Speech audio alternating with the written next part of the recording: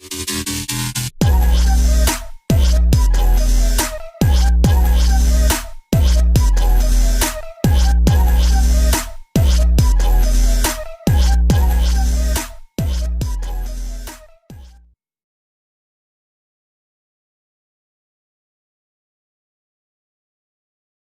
Evening बेटा।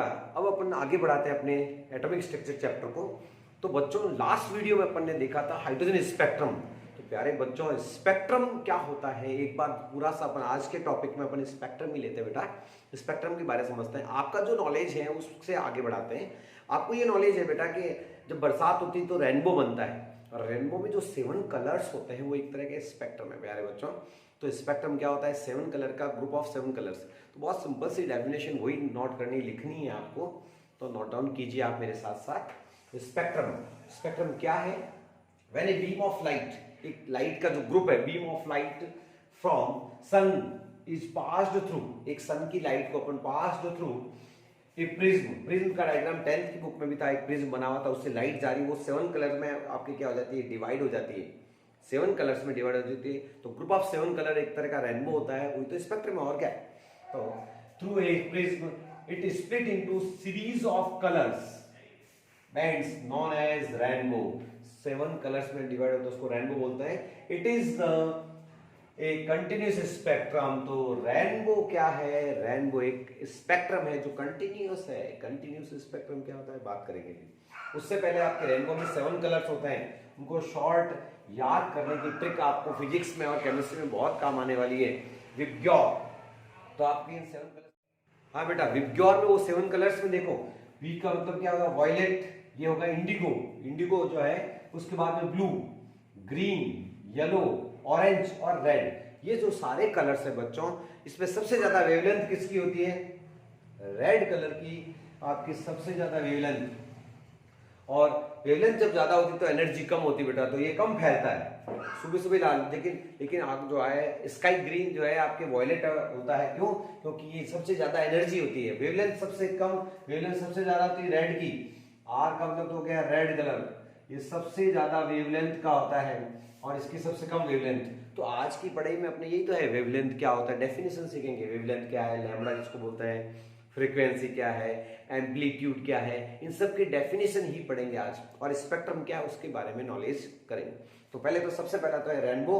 Rainbow is a continuous spectrum, ऐसा spectrum जिसमें कलर लगातार होते हैं, ये पता ही नहीं चलता है कि कलर कहाँ खत्म हो रहा है, मर्ज हो जाते हैं कलर्स। जहां कलर आपस में मर्ज हो रहे हैं वो कैसा स्पेक्ट्रम होगा बेटा? Continuous spectrum. लेकिन प्यारे बच्चों, अपन ने इससे पहले जो क्लास में हाइड्रोजन स्पेक्ट्रम पढ़ा था वो कैसा स्पेक्ट्रम था? वो डिसकंटिन्यूस स्पेक्ट्रम था, वो लाइन स्पेक्ट्रम था। तो आपसे पूछेंगे एटॉमिक स्पेक्ट्रम क्या होता है? एटॉमिक स्पेक्ट्रम जो एटम से, एटम होता है ना, हाइड्रोजन का 1 इलेक्ट्रॉन है उससे बनता है। जैसे spectrum consist of lines of definite frequency, ऐसे स्पेक्ट्रम जो लाइनों से बनते हैं, और lines of definite frequency is called line spectrum, को लाइन स्पेक्ट्रम भी बोलते हैं। या फिर और डिसकंटिन्यूस स्पेक्ट्रम, इनमें अलग अलग लाइनें दिखती है, लाइन आ गया फिर अंधेरा आ गया, फिर लाइन आ गई फिर अंधेरा आ गया, इस तरह से लाइनें अलग अलग दिखती, ग्रुप में दिखती है। और हाइड्रोजन स्पेक्ट्रम में 5 लाइनें दिखी थी। कौन सी? एक बार याद दिला देता हूं, आप अपनी कॉपी चेक करेंगे। पहली लाइन हाइड्रोजन स्पेक्ट्रम में लाइमन, फिर Balmer, Paschen, Brackett and Pfund, ये 5 लाइनें बनाई थी। बहुत अच्छा डायग्राम था हाइड्रोजन स्पेक्ट्रम का। वो पूछते हैं कि हाइड्रोजन स्पेक्ट्रम में कौन कौन सी 5 लाइनें दिखती है, ठीक है बेटा? कौन से रीजन में दिखती है ये भी सिखाया था। यूवी रीजन में तो कौन सी दिखती है बेटा? जो है आपके लाइमन। उसके बाद में बाल्बर होती है, वो हमें सिर्फ दिखती है विजिबल रीजन। विजिबल रीजन ही तो है रेनबो, जिसमें ये 7 कलर होते हैं ना, वो जो है आपकी विजिबल रीजन होता है, उसमें सिर्फ बाल्मर सीरीज दिखाई देती है। तो जो हाइड्रोजन स्पेक्ट्रम था वो कैसा था? एटॉमिक स्पेक्ट्रम था। और it is also known as atomic spectra. तो एटॉमिक स्पेक्ट्रा और also known as line spectra. और जो आपने हाइड्रोजन स्पेक्ट्रम बनाया वो लाइन स्पेक्ट्रम था, उसमें लाइनें दिखाई देती थी। तो अब अपन ये स्पेक्ट्रा जो होते हैं ना बेटा, ये 2 तरह से हो सकते हैं। या आप तो क्या कर सकते हैं, एनर्जी को इमिट कर सकते हैं, ऊपर से कोई नीचे कूद रहा कोई इलेक्ट्रॉन, तो इमिशन स्पेक्ट्रम है। नीचे से लोअर से मान ली नीचे से ऊपर चढ़ना होता है, एनर्जी तो खर्च होगी, तो एब्जॉर्प्शन करेगा एनर्जी का, तो वो स्पेक्ट्रम कौन सा होगा, एब्जॉर्प्शन स्पेक्ट्रम और इमिशन स्पेक्ट्रम। तो atomic spectrum are classified two categories known as emission spectrum. Emission spectrum की पहचान बता दूं कि इमिशन में हमेशा चमकती है कोई चीज, तो ज्यादा पीछे तो होगा कालापन, आगे चमकती हुई चीज दिखती है, तो वो कौन सा हो गया, इमिशन स्पेक्ट्रम। इमिशन का मतलब है ऐसा ही, इमिशन स्पेक्ट्रम जो है वो कैसा स्पेक्ट्रम है जिसमें किसी सैंपल को एनर्जी देते हैं, एनर्जी रिलीज करता है, इमिट करता है। और दूसरा है absorption spectrum. Absorption spectrum, absorption spectrum में आप देखना पहले तो हमें डार्क चीज दिखेगी और उसके ऊपर अलग अलग लाइंस नजर आती है, तो वो होता है एब्जॉर्प्शन स्पेक्ट्रम। तो स्पेक्ट्रम, एटॉमिक स्पेक्ट्रम दो तरह के होते हैं, इमिशन स्पेक्ट्रम और एब्जॉर्प्शन स्पेक्ट्रम। इसके मैं डायग्राम भेज दूंगा, उससे आप समझ लेना, हल्का सा डायग्राम से पूरा समझ में आता है क्या। इतना ही जानना है कि अपने तो सिर्फ कोर्स में सिर्फ और सिर्फ हाइड्रोजन स्पेक्ट्रम याद करना है। कौन सा वाला, लाइमन, बामर, पास्टन, ब्रैकेटफोर्ड वाला जो मैंने आपको डायग्राम बनवाया था वो इंपॉर्टेंट था। अब अपन कुछ डेफिनेशंस पढ़ेंगे, उस पर न्यूमेरिकल्स आते हैं स्पेक्ट्रम के, तो हेडिंग क्या डाल देंगे, सम इंपॉर्टेंट डेफिनेशंस। हाँ बेटा, स्पेक्ट्रम को समझना पड़ता है बेटा, तो उसमें कुछ डेफिनेशंस आती हैं, कुछ वर्ड्स आते हैं प्यारे बच्चों, तो उन वर्ड्स को समझे कैसे, तो अपन ने इसको डेफिनेशंस हैं वो समझते हैं, ये बेसिक बात से है और ये समझ में आता है तो फिर आगे न्यूमेरिकल्स भी आसान हो जाते हैं प्यारे बच्चों।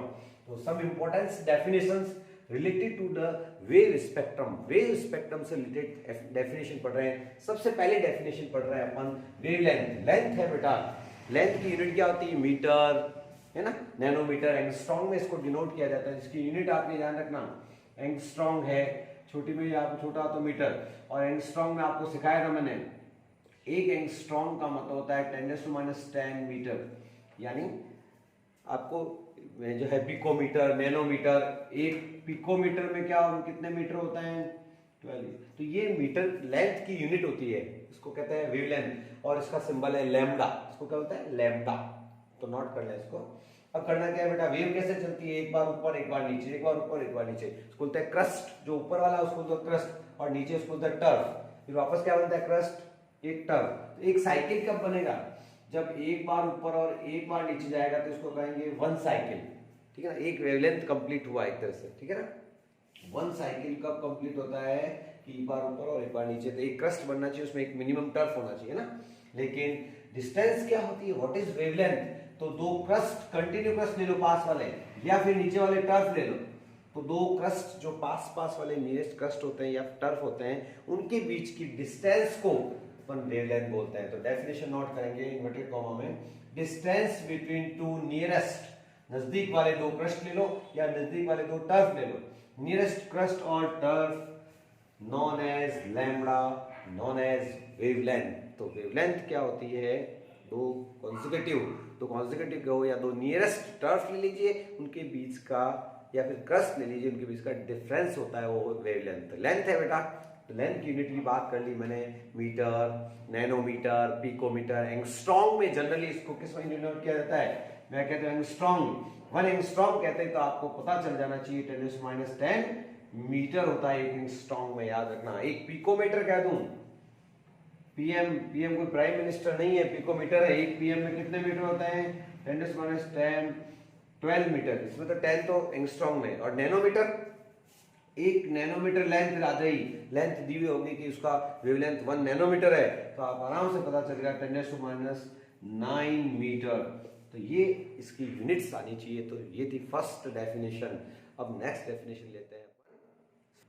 हाँ बेटा, दूसरी डेफिनेशन है फ्रीक्वेंसी। कहता है ना कि रेडियो की इतनी फ्रीक्वेंसी पे रेडियो आता है, इतने पे एफएम बैंड आता है, तो वो फ्रीक्वेंसी क्या चीज होती है, तो वो भी आनी चाहिए बेटा। कि फ्रीक्वेंसी को कहते हैं न्यू, इसको क्या कहता है, इस तरह से मुड़ा हुआ यू होता है, इसको बोलते हैं न्यू, ठीक है ना।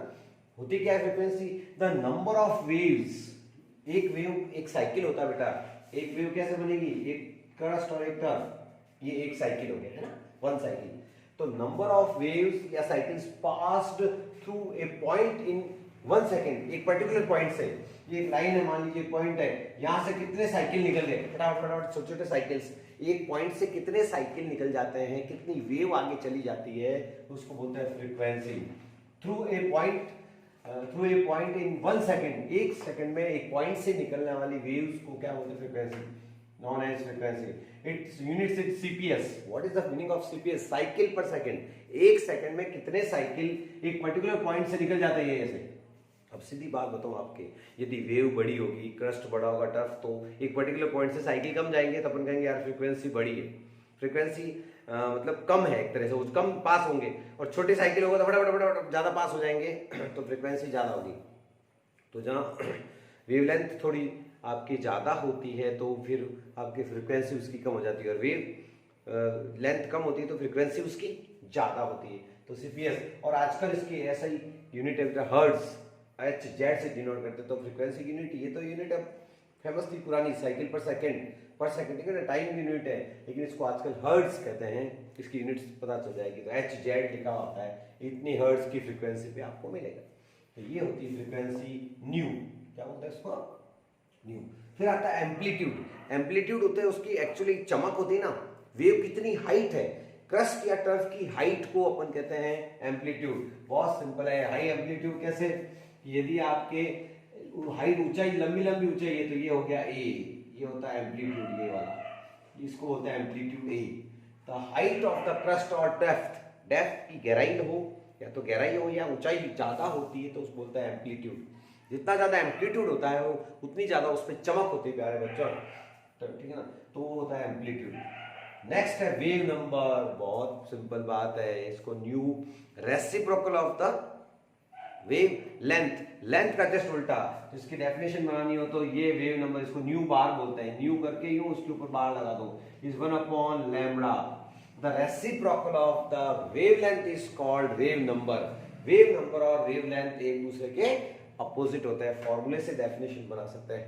तो प्यारे बच्चों इस तरह से ये डेफिनेशंस हैं, और भी अपन देखेंगे। नेक्स्ट देखते हैं अपन लाइट। हाँ बेटा, नेक्स्ट डेफिनेशन है वेलोसिटी ऑफ लाइट, उसको देखते हैं सी से। इसका सिंबल क्या है, सी। क्या होता है, सी इक्वल्स टू न्यू लैम्बडा होता है बेटा। डिस्टेंस ट्रेवल बाय लाइट और वेव, लाइट की जो वेव होती है उसकी डिस्टेंस ट्रेवल इन पर सेकंड, एक सेकंड में कितना ट्रेवल कर जाती है वेव, लाइट वेव, उसको बोलते हैं velocity of light. Velocity of light इस, और वेलोसिटी ऑफ लाइट कितनी होती है बेटा, सन से जो लाइट आ रही है उसकी वेलोसिटी क्या है, 3 इंटू 10⁻⁸ मीटर पर सेकंड, ये कांस्टेंट वैल्यू है। वेलोसिटी ऑफ लाइट याद रखनी है, 3 इंटू 10⁸ मीटर पर सेकंड। 10⁻⁸ समझ गए होंगे कितना बड़ा है, ठीक है ना। और इसका formula C equals to nu lambda, और न्यू निकाल, C equals to nu lambda है। सबका मीनिंग बताओ तो एक बार, सी आपके कांस्टेंट वैल्यू है ये, ठीक है ना। सी क्या होगी, velocity of light, new frequency, और लैम्बडा क्या था, वेवलेंथ। तो न्यू निकालनी हो, फ्रीक्वेंसी निकालनी तो क्या क्या बोलिए, सी अपॉन ये, ठीक है ना, ये तो हो गया आपके लैम्बडा। तो आराम से आप फ्रीक्वेंसी किसी की निकालनी हो तो लाइट की तो आपका वेलोसिटी फिक्स है, और लैम्बडा गिवन हो तो इस पर छोटे छोटे न्यूमेरिकल्स अपन सॉल्व कर सकते हैं प्यारे बच्चों। तो ये एक फॉर्मूला इंपॉर्टेंट आ गया है, इस फॉर्मूले को आप नोट कर लेंगे। अब एक थ्योरी आती है, उसका नाम है, ठीक है ना, प्लैंक्स थ्योरी। प्लैंक्स क्या कहता है कि लाइट जो होती है उसके एक छोटे पैकेट को क्वांटा बोलते हैं, क्या बोलते हैं बेटा, तो उस थ्योरी का नाम है प्लैंक्स क्वांटम थ्योरी। तो उसका एक फॉर्मूला एनर्जी का, वो भी आपको आना चाहिए, वो बता देता हूँ, ज्यादा कुछ भी नहीं है। The packet of light known as quanta, तो उस थ्योरी का नाम क्या, प्लैंक्स। और प्लैंक्स साइंटिस्ट ने बताया, प्लैंक कांस्टेंट की वैल्यू भी आनी चाहिए। प्लैंक्स थ्योरी में क्या आता है, according to Planck's theory, quantum theory. Quanta क्या होता है, क्वांटा मैंने अभी बताया आपको, क्वांटा इज ए, क्वांटम बोल दो, एनर्जी पैकेट होता है, उसकी एनर्जी आपको याद रखना है, E equals to H nu. H क्या है बेटा, बहुत ही फेमस है, नॉट इन प्लैंक्स कांस्टेंट, क्या होता है, प्लैंक कांस्टेंट। इसकी वैल्यू आपको बता देता हूं, वो होती है 6.67 इंटू 10⁻34 मीटर पर सेकेंड जो है, इसकी वैल्यू है इस, ये प्लैंक कांस्टेंट है, ये इसका तो कंफर्म नहीं है, अभी बता देंगे आपको, ये वैल्यू होती है। और फ्रीक्वेंसी आप बताइए क्या होती है फ्रीक्वेंसी, ये यहाँ से निकाल लेंगे। इसको यहाँ बताने का मतलब यही था कि ये फॉर्मूला आपको एनर्जी का, लाइट की एनर्जी निकालनी हो तो ये फॉर्मूला याद रखना है, इसलिए इस फॉर्मूले को भी साथ में डाल दिया। बाकी आगे प्लैंक कांस्टेंट की वैल्यू कंफर्म आपको नेक्स्ट वीडियो में बताऊंगा जरूर। तो अब इसमें इसी वीडियो में अपन को आगे पढ़ना है इलेक्ट्रोमैग्नेटिक स्पेक्ट्रम। हाँ बेटा, इलेक्ट्रोमैग्नेटिक वेव्स क्या होती है, तो बहुत सिंपल बात सिखाऊं बेटा कि जो अपनी अर्थ होती है उसको एक मैग्नेट मान सकते हैं। क्यों बताओ आप? मैग्नेट में क्या होता है आपको पता है, नॉर्थ पोल साउथ पोल है ना, तो एक तरह से मैग्नेट हो गई। और उसमें जो गैसेज होती है, आयोनाइज्ड गैसें, वो इलेक्ट्रिसिटी पैदा करती है। दो पत्थरों को ठोको, आइंस बनते हैं, तो एक तरह से इलेक्ट्रिसिटी हो गई और ये मैग्नेट हो गई। तो मैग्नेटिक फील्ड और इलेक्ट्रिक फील्ड, इन दोनों के कारण जो वेव डेवलप होती है उसी का तो नाम क्या है, इलेक्ट्रोमैग्नेटिक वेव। तो होती क्या है ये अर्थ में होती है, हवा में जो इलेक्ट्रोमैग्नेटिक वेव होती है बेटा, इसी के कारण तो आपके जो है अपने मोबाइल जैसे चल रहा है, वायरलेस सिस्टम है, तो ये क्या है, मोबाइल के अंदर क्या लगा हुआ है, एक रिसीवर लगा हुआ है, हवा में क्या है, इलेक्ट्रोमैग्नेटिक वेव। जो अपनी अर्थ क्या काम करती है, मैग्नेट का, और इसमें जो आयंस होते हैं वो क्या करते हैं बेटा, वो उसको जो है वेव के फॉर्म में ट्रेवल करते हैं, वो इलेक्ट्रोमैग्नेटिक वेव्स है। उसके कारण मोबाइल की घंटी बजाती है, रिमोट से टीवी चालू करते हैं तो टीवी चालू हो जाती है। बताओ कौन सी वेव्स होती है, इलेक्ट्रोमैग्नेटिक वेव हो। उसमें भी पर्टिकुलर रीजन है, इंफ्रारेड रीजन है, जिससे वो टीवी का रिमोट अपने टीवी चलती है। उसी तरह से मोबाइल वगैरह चलता है तो वो माइक्रोवेव रेडियो के आसपास की आती है बेटा, वेव्स आती है। इसी तरह से टीवी होती है तो उसमें टीवी रेज वाली आती है, रेडियो बैंड चलता है, ठीक है ना, एक्स रेज, गामा रेज, से सारे जो है वेवलेंथ पे डिपेंड है, सारी इलेक्ट्रोमैग्नेटिक वेव्स है। इनका भी एक स्पेक्ट्रम आएगा, उसका नाम क्या है, इलेक्ट्रोमैग्नेटिक स्पेक्ट्रम, जिसमें gamma rays, UV, visible, infrared सब में डिवाइड है। एक डायग्राम आपको इसमें वीडियो में डालूंगा, वो डायग्राम आप देखना, इलेक्ट्रोमैग्नेटिक स्पेक्ट्रम है। उसमें जो अपन को दिखता है वो कौन सा होता है, केवल विजिबल रीजन, जिसमें 7 कलर होते हैं। बाकी एक पूरा लाइन से वेवलेंथ के अकॉर्डिंग सिस्टम है, उसका नाम है इलेक्ट्रोमैग्नेटिक स्पेक्ट्रम। पर अपन इलेक्ट्रोमैग्नेटिक वेव्स क्या है, ध्यान देना, ये तो है आपके मान लीजिए इलेक्ट्रिक फील्ड, इसको तो ई से डिनोट कर दो, और ये है बेटा बी से डिनोट है मैग्नेटिक फील्ड। और मैग्नेटिक फील्ड और इलेक्ट्रिक फील्ड से जो ये वेव निकलती है वो परपेंडिकुलर होती है एक दूसरे के। तो यहाँ से वेव निकल रही, देखना ध्यान देना, यहाँ से देखो ये टर्फ कस्ट बनाती हुई जा रही है, इसी तरह से ये इसके परपेंडिकुलर, ये यहाँ से निकली है और ये परपेंडिकुलर है इस तरह से, और ये एक दूसरे, इसको अलग कलर से दिखाना है बेटा, ये एक दूसरे ऐसे परपेंडिकुलर है, ऐसे ऐसे बुक नहीं खुली हुई है, ये ऐसे परपेंडिकुलर हो गया, ऐसे वेव्स है। इसको अलग अलग कलर से दिखाया है ये, और इसको अलग कलर से दिखा दो, ये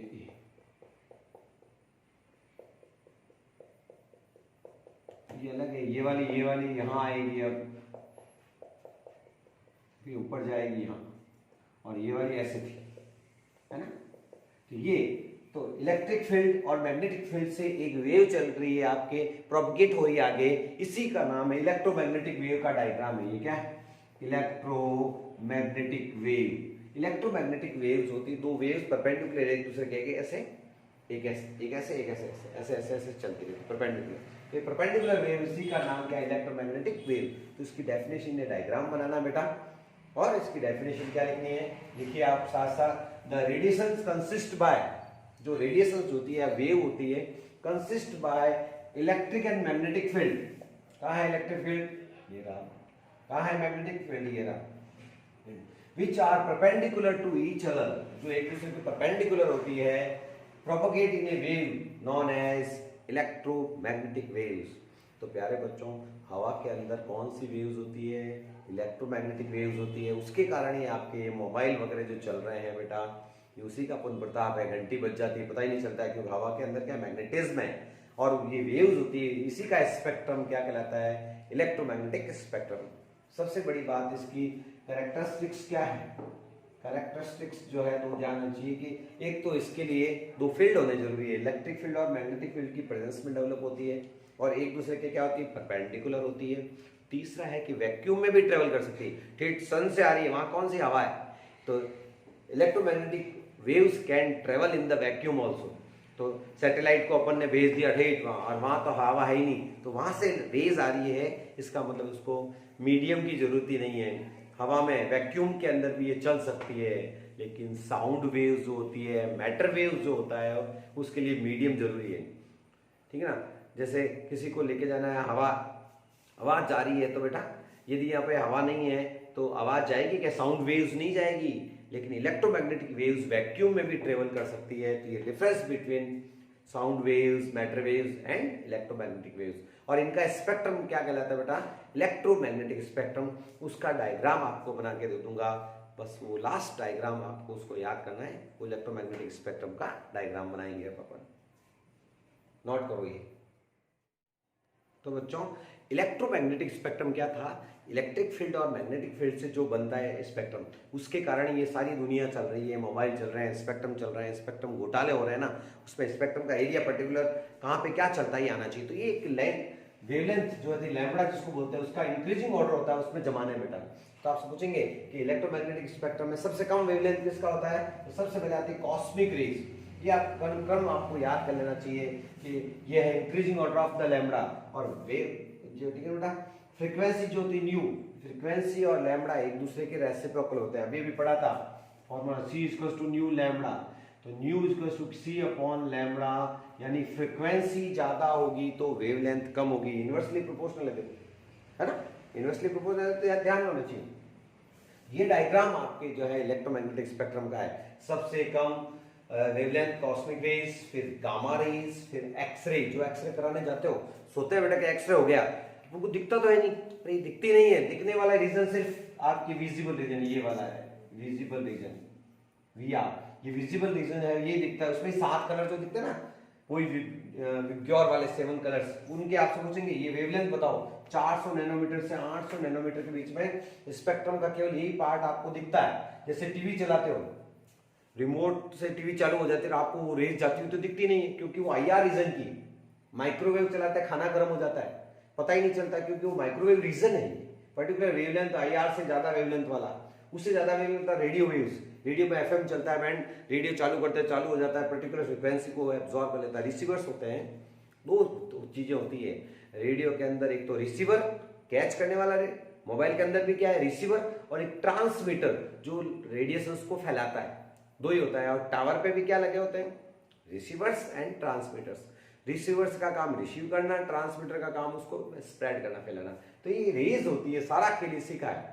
जमाना जो चल रहा है, रेडियो चलता है, टेलीविजन, टीवी रेज, और सबसे ज्यादा जो करंट आता है घर के अंदर, ऑल्टरनेटिंग करंट, AC करंट, उसकी सबसे ज्यादा वेवलेंथ होती है, बड़ी बड़ी वेव होती है ये, ध्यान रखना बेटा। ये है 7 कलर।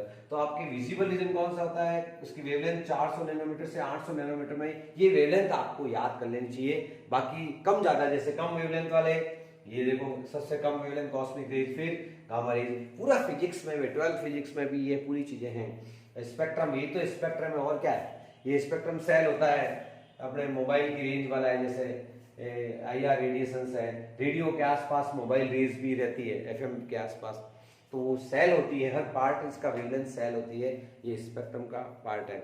और इसमें रिसीवर्स और वो ट्रांसमीटर लगे होते हैं। तो ये है इलेक्ट्रोमैग्नेटिक स्पेक्ट्रम, आना चाहिए बच्चों। तो आज की पढ़ाई अपनी थी डिपेंड ऑन द स्पेक्ट्रम की पढ़ाई थी। इसमें कुछ चीज़ें सीखी, डेफिनेशन सीखी, उस पर न्यूमेरिकल्स भी समझ में आएंगे। तो धीरे धीरे समझ में आएगी चीज़ें, और थोड़ा आप सेल्फ स्टडी भी, एक्स्ट्रा चीज़ें भी पढ़नी चाहिए बच्चों। ओके।